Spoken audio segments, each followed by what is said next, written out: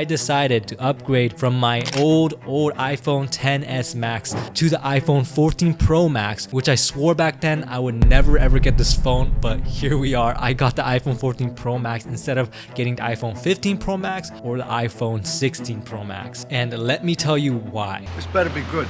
Hey, what's up, Koopa Army? So the new iPhone 16s came out, but you're like, bro, I am not spending thousands of dollars on the same phone. So you're like, okay, so instead of getting the iPhone 15, maybe I should just get the iPhone 14. And if that's where you are, well, this is the video for you.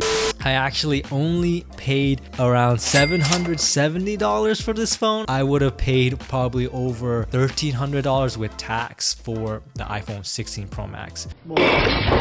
Side note, you probably will pay more for the iPhone 14 Pro Max, like over $800. The reason why I paid less, I got an Amazon gift card for around $160 from my Chase Unlimited cashback. Yeah, overall, I'm really happy with this. I mean, yeah, I don't get USB-C. Yeah, I don't get Apple Intelligence when that rolls out, but I realized, do I need more excuse to be on my phone longer? No. Absolutely not. Anyway, without further ado, let me show you the unboxing when the phone first arrived.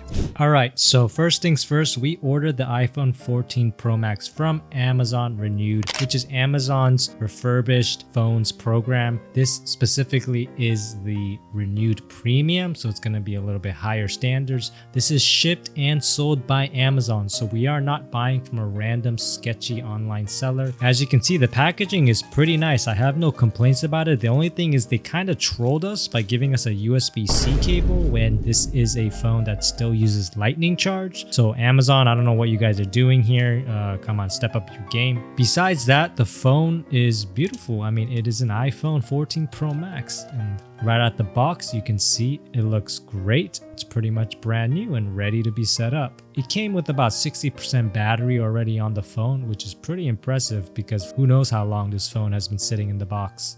Alright, we're here again because we ran into some serious problems, okay? We got Mr. iPhone here, and after a lot of troubleshooting, a lot of researching on YouTubes and whatnot, we figured out the problem with this guy. Okay, so nothing wrong with Amazon Renewed program, nothing wrong with Apple or this iPhone. I checked the battery health and it was at 100% capacity, which means it's pretty much like a brand new phone.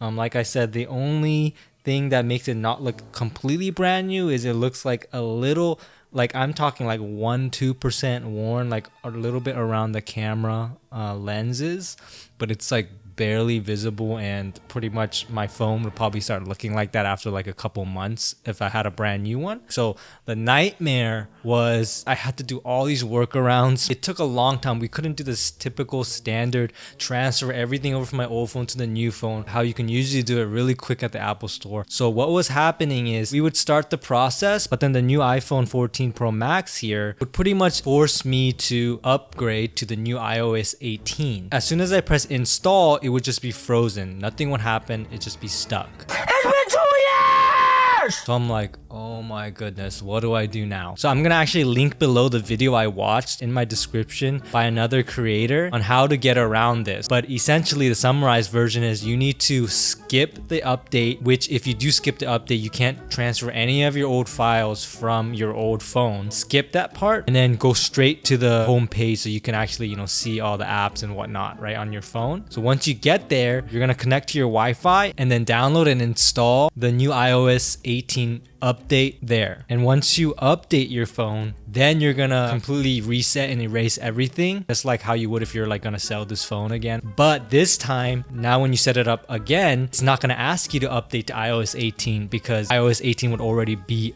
on here.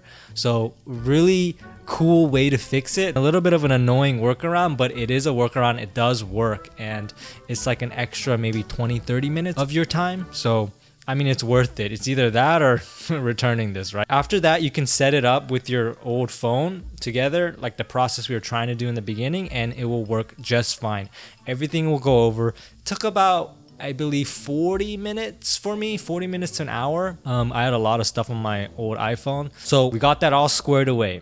Now, normally, especially if you're upgrading from an iPhone 13, 14 to a 15 or 16, something like that. You should have no problems with the eSIM stuff, carrier stuff, aka making sure you can call, receive calls, your phone number on the new phone, right? Of course, I have Verizon and we ran into more issues. My new phone here wasn't able to activate and it said contact Verizon for more support. Okay, by this time I'm like, oh my gosh, another hurdle. But what can we do? We got to figure out the problem and move forward. What ended up happening is I had to log into our Verizon account.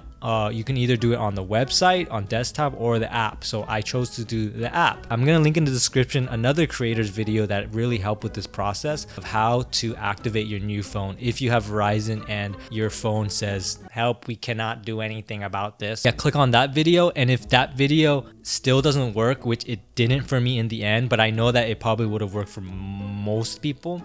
For me, I followed all those instructions and it worked. It was like trying to activate, and after like 20-30 minutes, the iPhone again told me activation failed, contact Verizon. I'm like, it's literally like 11:30 p.m. right now. Like, I was determined to get this done that day. I knew that Verizon support probably was online because it's probably, you know, overseas. So I contacted them. They actually offered me option to do chat support instead of calling. Like, someone would connect and I would tell them my problem and then they would respond in like 10, 15, 20 minutes. So that was kind of annoying, but ultimately they were there. Don't hang up, just wait. If you are not the main owner of your Verizon account, so for example, it's a family account and it's under your dad or mom's name, you can't actually talk to support and activate your phone because, you know, it's for security purposes. So when I was talking to support, they're like, sorry bro, can't help you because you're not a manager, you're not the owner. So how you fix that is you have to set yourself as a manager. So I logged into the family account, set myself as a manager, and then let the support know. Now from there, it was smooth sailing. I continued talking with support. And now here's where that video I linked below that I talked about right before is handy, because in that video, they kind of walk you through that process of activating. Because of that, I knew that I needed to pull up the IMEI2 number instead of the IMEI. I wouldn't have known that if I didn't watch that video, because the support agent was asking me for my IMEI. And I was like, don't you mean IMEI2? And he's like, yeah, IMEI2. So I'm like, we could have really had a big mistake here if I didn't say that, but luckily I watched that video earlier. That's how I knew. So that's why I still linked that video and want you guys to try that method first before reaching out to support. So once I got them that number, it took about 10, 15, 20 minutes. They activated it. They told me to test it out. You have to actually turn off both of your phones, your old and new phone, and then turn them on after about 3 minutes. And then once you do that, you checked and voila, I saw the LTE symbol come up. I saw the bars come up. We were connected. Now, the only thing that was a little strange was for some reason, my old phone still was connected. So it had the bars, it said LTE. So I was kind of confused, but they told me, don't worry about that. That'll probably go away after like a day or something. So I'm like, okay, sounds good. Yeah, so now my phone works. Everything is activated. Thank you. And now I'm very happy and satisfied with my purchase. So overall, am I happy I switched to the iPhone 14 Pro Max? Yeah, I am. I saved money. It works. The battery is at 100% capacity. It's pretty much brand new. Again, this is the first time I ever bought a used, renewed iPhone from Amazon. So overall, I had a great experience. But I know around 1 or 2 out of 10 people probably will get a phone that isn't at 100% or has some more damages. So just make sure that if that does happen to you, you know what to do. Just return the phone, get another one, or just go to the Apple Store. If you found this video helpful, please like and subscribe. And if you are interested in what microphone I'm using, click the link below or right here.